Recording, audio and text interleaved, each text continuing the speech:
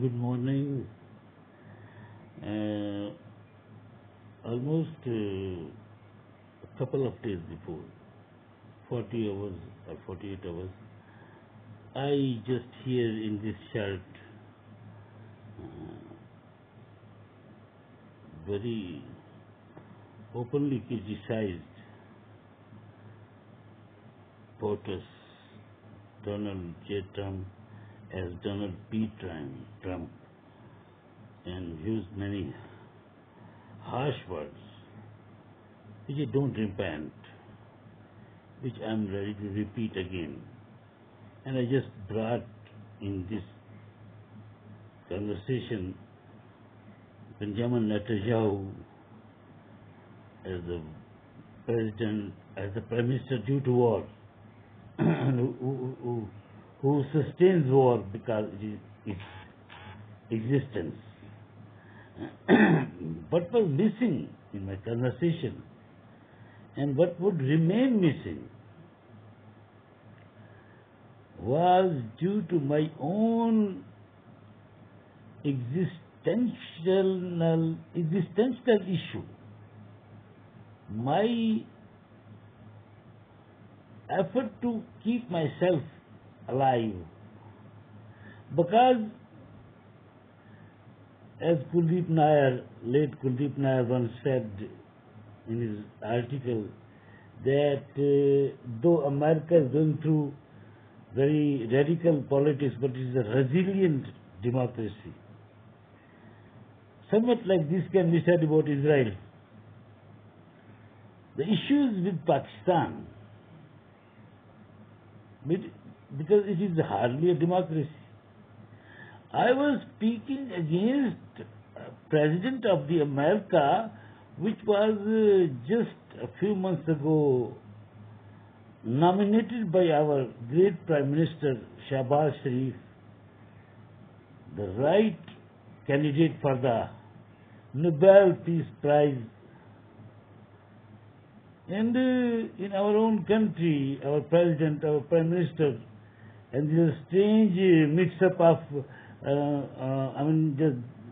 they are working in association with, if not under, the Chief of Army Staff, who has many titles with him, rightly or wrongly, I don't know. So, Pakistan is not a Brazilian democracy, if it is a democracy at all. In Lahore, from where I posted and post my writings, my talks against this war in Iran, Israel, and between America and everything, you see that my only Lahori intellectuals don't come there. Why? There's an internecine war, conflict between us.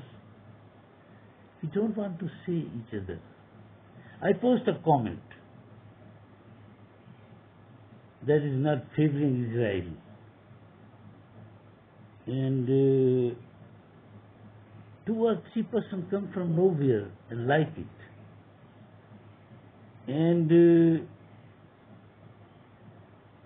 we have no partners. We have nothing to stand with. If I say anything against him, nobody will stand with me. I will end up in jail or in solitude as I'm sitting alone in my room for years. So, what I just want to briefly say is that there is no space for any intellectual work, any criticism. No one is ready to tolerate it. And there is no preparation for a democratic country or we might have won a victory. We might have just won a war or battle recently enough against our neighbor country. But That's not a pride. And along with it, that's not a with good foundation. The foundation could be, just stronger if there would have been a democratic polity in Pakistan. As we saw in the recent elections, oh my God, it is a very dangerous thing to speak even. The person who just won almost 70% votes and his name is banned, Imran Khan. Imran Khan may be a very popular leader, but he's not an angel. He has his own acts of omission and commission, but he should not be in jail in such dilapidated condition. So, I want to say that in the present Jaffaria that we are just doing very wonderful work to just solve the present conflict of Iran, Israel and America, we should not forget that the first work which we have to do is to consolidate our own democratic foundations and try to provide justice to our people. There is no Supreme Court in Pakistan. Another court is just created above the Supreme Court. Now, coming back to Israel and America, a little message for you. Please try to understand whether you are a radical, whether you are a peacemaker, whether you are a child, whether you are an adult in America, Israel, particularly Israel. Scratching a line outside the present boundary of Israel and killing many persons from outside and from inside is not a success. The holy prophets who are said to just tell you in the old books, I'm sorry to say they do not, which are not verified, at least according to the present laws, legal framework. They were prophets of God, and the prophets of God were peaceful. They loved humanity.